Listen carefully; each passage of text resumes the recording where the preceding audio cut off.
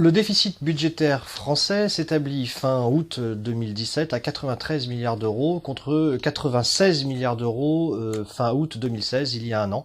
C'est une légère amélioration de 3 milliards d'euros qui est due en partie à des facteurs très exceptionnels et techniques et aussi à une forte hausse des recettes, recettes fiscales, dont la augmentation de la TVA qui traduit une forte augmentation de la consommation des Français. Mais il y a un point majeur qui est masqué par ces indicateurs qui en apparence s'améliorent, c'est celui de la dépense publique. La dépense de l'État a augmenté de 5,9% depuis le début de l'année par rapport à la même époque l'année dernière, à 221 milliards d'euros.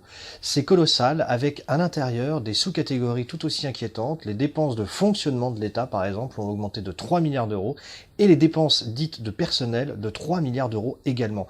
Et ça, c'est très frappant, ça fait une hausse de 5,9%, très précisément.